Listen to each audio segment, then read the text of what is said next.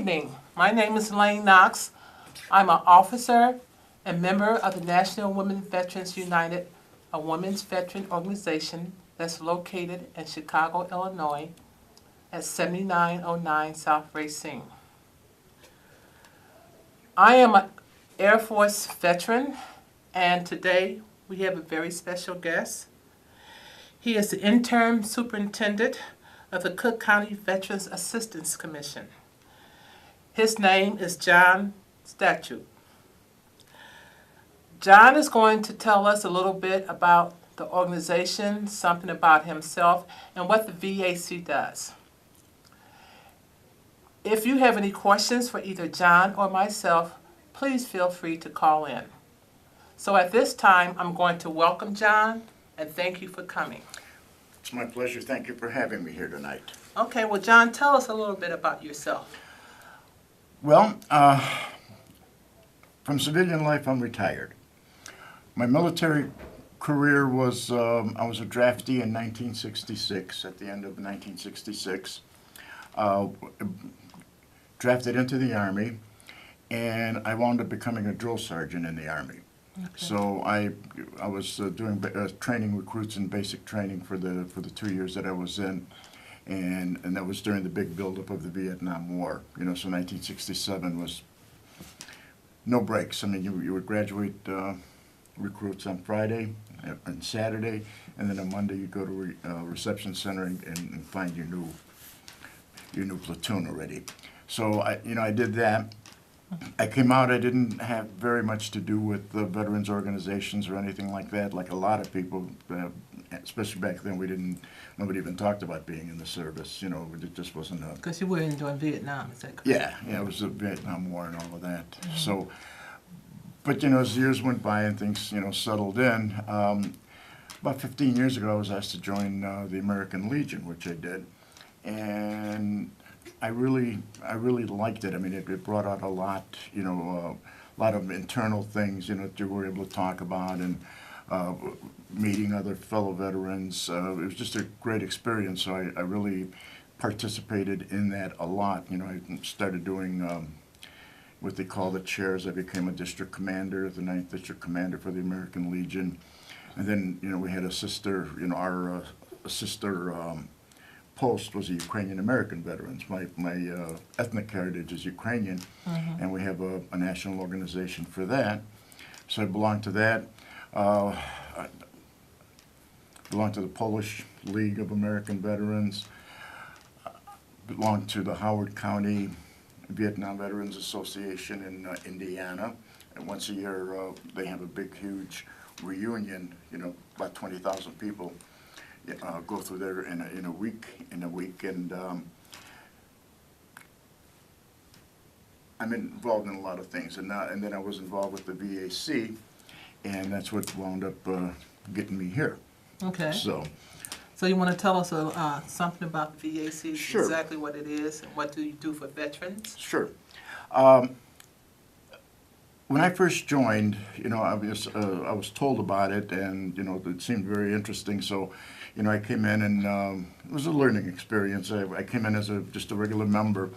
With the Veterans Assistance Commission it's an umbrella organization of all of the different veteran service organizations that are around, be it the AMVETS, you know, VFW, Ukrainian American Veterans, Polish, you know, I mean, every federally or state chartered or veterans organization that there is in Cook County can belong to the Veterans Assistance Commission. You know, we're always looking for more members, because the more members we have, the more input we have, the better we can serve the veterans that we do serve. So in other words, one voice, many voices is better than one voice. Absolutely, okay. Absolutely, because you get a better idea of what's going on. I mean, all the individual posts that people belong to, you know, that's wonderful, but they, you know, everybody has specific goals within their posts.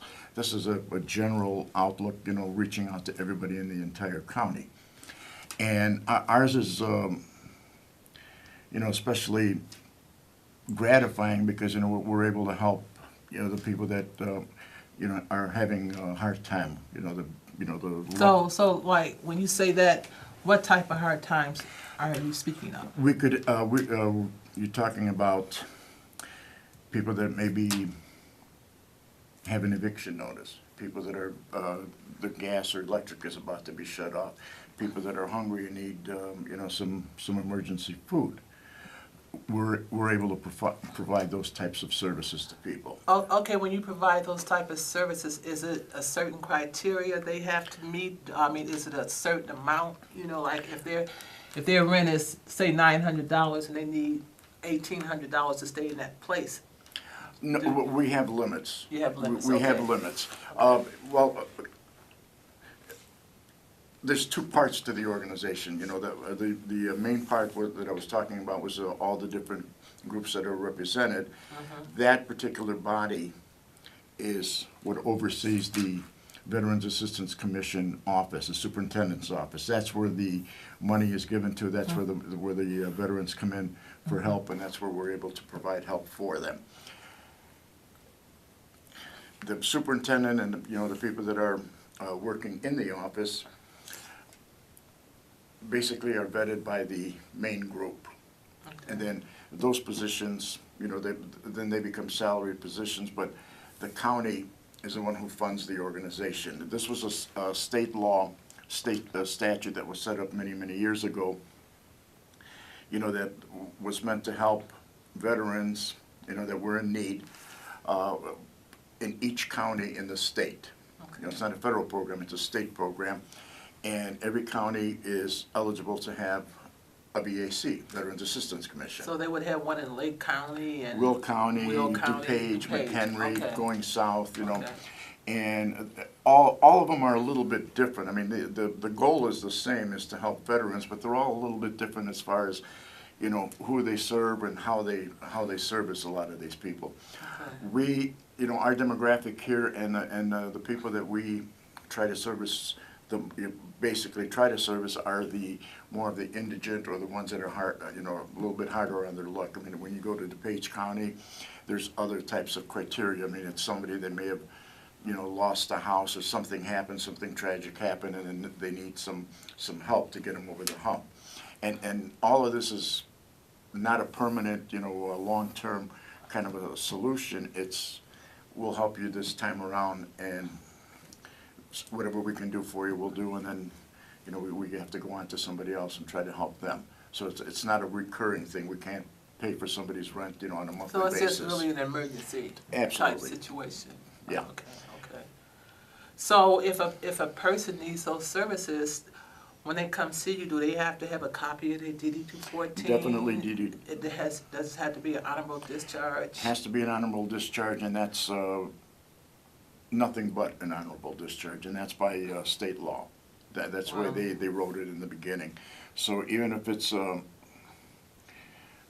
discharge, an honorable discharge, or other conditions, it still doesn't work. It has to be totally honorable. Well, even the VA honors some of those other type of. And a lot of other organizations do Yeah. too. And it's not that we don't want to. It's just Right. that there are certain things where you have certain guidelines that we have to abide by. Which is winds up being the state law. Okay, what about families of veterans? Do you help them, or it just has to be the veteran? It's basically the veteran. Okay. Yeah, and the family would receive some help as a result of the veteran getting help, extended, but we can't give it to them especially. We don't. Our budget isn't that large. Okay. It's not like it's compared to a lot of things. It's very small. Okay. So we have to be very careful with how we deal with this money and how we hand it out. I mean, so we can try to help as many people as possible. So sometimes you have to deny somebody something, but that's just the nature. But of how do you determine who you help and who you deny? Okay, first of all, like I said, it has to be the honorable discharge, and the first thing they have to have with them is the DD-214, and that's standard for almost anything that you do. Exactly. Have to have that DD-214. Now, there are income limits, means. I don't know if you'd call it means testing or not, but there are income limits, and they vary depending on if it's a single veteran, a married veteran, veteran with children, and, you know, that type of criteria. So, you know, that changes, but it's, I mean, it's, most of the people that come in wind up, you know, falling within those parameters. So if they come in, they'll need that first. You know, they'll fill out a small application, you know, so we could talk to them about, you know, what their actual needs are. And they vary. I mean, sometimes, you know, a person will come in and they need just about everything that we can give, and we do that. Sometimes somebody had problems with their electric and gas bills, so they're gonna be, you know, shutting it off. Right. If they bring us their shut-off notice, You'll pay that. we'll pay, but again, up to $300 for Okay. electric and up to $300 for gas. You know, we can't, if somebody comes in with more than that, you know, we can't pay that, but, you know, we could at least give them, you know, the helping hand with that. Okay, so if their bill is, say, let's say $600, and they can find $300 from someplace else, you would give them the other $300. Oh, absolutely. Okay, that's We'll great. give them That's good up to to know. 300, you know, Okay. if they only need 200, we'll give them the 200. Right, You know, we right. don't automatically just give it, you know, Exactly, whatever they exactly. need. Exactly. But we'll give up to $300. And in many cases, even the Commonwealth Edison or the gas company will, you know, if they see that there's an effort being made, even if they owe more than the $300, they would say, okay, you're bringing in $300, we'll work with you and, you know, we'll give you a chance to pay the rest off, or, you know, find some other. And then there's other programs that are available that, you know, that we're not part of, but we But you can refer them to. refer them to. Okay, great. So, you know, everybody's always referring everybody to everybody else, so. Exactly. Okay, John, let me stop you there for 1 second. Mm-hmm. I just want to say a little bit about the National Women Veterans Great. United. We are women veterans, and we've been in existence for 12 years. We've been in our office for about 3 years, and we welcome any woman veteran, whether she's active, retired, reserved, National Guard. We all consider them women veterans. We also have a unit in Rockford called She Heroes.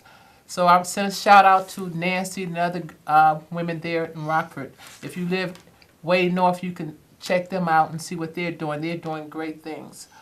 We help women with different things, just like the VAC. We try to help them with emergency financial needs like lights and gas, and try to keep them in their apartment. Yeah, we too have limited amounts of money, so we can't give out a whole lot, but we do what we can. But we also do other things for women, like we have peer-to-peer mentoring. We have a kiddie corner, because a lot of women veterans and men veterans as well, they have kids, so you can bring the kids to you with the center. We can entertain them. We have a meditation room where if you know you just want to be by yourself and just think about stuff, you can sit there in a relaxed atmosphere and think about, you know, what you need to think about. We also have a book club. We meet every second Saturday of the month from 10:15 to 1 o'clock at our center. Again, it's 7909 South Racine. And John. Yes, ma'am. Okay, so with the VAC, where is your office located? We're located, the county gave us office space in the Juvenile Detention Center right here on 1100 South Hamilton. Okay. And we have our offices on the lower level. Okay. So if anybody, it's 1100 South Hamilton, right, you know, right by Jesse Brown and the Veterans Administration Regional Office. So we're pretty easy to get to, and we're open 8:30 to 4:30. We try to see veterans right from the beginning, 8:30, but we have to cut it off around 3 o'clock so we can finish up, you know, whatever it is, the people that we're working on, so we, you know, don't have a whole bunch of paperwork and a whole bunch of vets hanging on. So up until 3 o'clock, and then Wednesday, unless it's by an appointment, Wednesday we don't see veterans. We're at the office, but we do all of our catch up on paperwork and everything that needs to be done. So Wednesday is like a administration day for us, basically. Okay, John, I Yes. see that we have a caller. Great. So caller. Good evening. Yes, good evening. Good evening. You know, I have a caregiver from the state. I can barely hear you, I'm sorry. We can. Okay, I'm sorry. I have a caregiver from the state or the city, either one, but I don't have enough hours. I'm old, and do the vets have anything that anyone that can help me for 3 hours a day? To make up for the time that my caregiver goes home from 1 o'clock, like maybe 1 to 4. And then maybe, it'd be a lot easier because then my daughter gets home from work. Well, I understand what your question and your concern. Unfortunately, in our office, that's not something that we can provide for you. I mean, I'm sure there's organizations around that might be able to help with that, but it's not something that we can do. Like I said, we're very limited on, on the money we have and on the benefits or help that we offer. So that would not be one of them. I'm sorry. To add to that, if you're getting your worker through the VA, then you probably should talk to a rep at the VA and let them know that you need more hours than you being allowed, because sometimes your illness could get worse. And if you don't tell them that's not enough hours for you, then they might be able to change it. But talk to the rep, whoever's paying that worker for you, whatever organization, let them know that you need more hours. Okay, but I had asked them for more hours, but they said that's the most they can give me. Okay, then maybe you need to talk to your doctor. Maybe they can have more say in that, because if you can't take care of yourself and those are not enough hours, that's not going to contribute to you getting well. So You know what? talk to your doctor or Thank you for the information. Okay. I never thought of that. There's also one more thing. If you're not satisfied with the answers that you get, you can always see your patient advocate that's right there at the facility. And a lot of times they're able to, cut through a lot of red tape and get things done that normally wouldn't get done. So, Exactly. look into that. The patient advocate, at the facility, they might be able to do All something right. for you. Thank you for the great information. You're very welcome, and thank you for your service. Yes, thank you. Okay, I'm sorry, John, when you were talking about, when you said something interesting, that you're located at the Juvenile Detention Center. And I always thought that young people and a veteran would make a good mentor for young people. So have you ever thought about when the veterans come in there, maybe they can talk to the occupants that's staying there because they got into some sort of trouble, and maybe if a veteran can talk to them, maybe he can save at least one from getting into further trouble. Have you ever thought about setting up a program inside the juvenile home? Not till now, but I think that's a wonderful idea. Yeah, It's definitely something we'll take a look at. Yeah, veterans being mentors to young people. You know what I'm saying? So they can tell them about their experiences, what war is really about. What they got out the military, and and if they didn't, what a life of crime might do. That kind of stuff. So. And you'd be surprised too that even the vets that are really down on their luck, and you would think that they'd be bitter and angry, and they're not. I mean, they still walk in and they have a certain amount of pride and just really, really nice people. I mean, you would Right. think that he's homeless, so he's discardable or she's discardable, but it's not that way. They're very proud people, and if they can get help, they're grateful. If they can't, they say thank you and they move on and see if they can do something else. So, Exactly. but I think that would be a good something definitely interesting to pursue. Yeah. I know think that so. right now we're doing something that again isn't part of the state law or anything like that, but one of the young ladies that works with us, Elizabeth, she's got a program, or she works on a program outside of the office, but we're bringing it into the office now, where they go out and they collect school supplies. And whatever they can get from wherever they can get it, be it a backpack or tablets, pencils, crayons, whatever the case may be, paper, notebooks. So they compile all of that, and what we're going to be doing now, as of, well, they're going to start bringing everything in tomorrow, so soon. We're going to try to package all this up, and when the people come in for our services, you know, we'll ask them if you got, Get you know, them if you got some kids. children or grandchildren or something like that, here, boom, here's a couple of bags worth of school supplies. It may not be exactly what they need or But it's a everything help. It's a but help. it'll give them a start. Exactly. So, you know, exactly. that's something that, so we're always looking for ways to do things, you know, that isn't gonna depend on the county giving us money. Right. You know, and this Right. is one of those. And the It's mentoring just- program is, Yeah. I like that. Yeah, just people helping Yeah, yeah. veterans, you know, and veterans helping veterans. That's what it's all about. Again, I want to say a little bit about the National Women Veterans United. October, we are having a stand down for women veterans. To get more information and an exact date and time, please go to the National Women Veterans United website. It's nwvu.org. nwuv.org. So, John, Yes, do ma'am. you have any? Is that the only office that you have? Yes. That's the only office Yep. that you have. Okay. Okay. Do you help veterans with upgrading DD-214s? If they need, yeah, upgrade, well, the actual changing the classifications is not something we can get into. I mean, we can fill out the paperwork for them. We can fill Okay. out paperwork and get them DD-214s. We do a lot of that.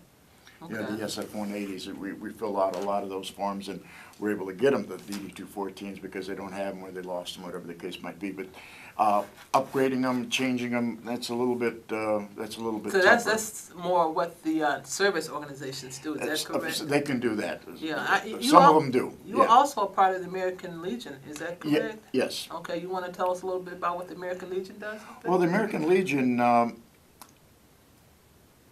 is actually the largest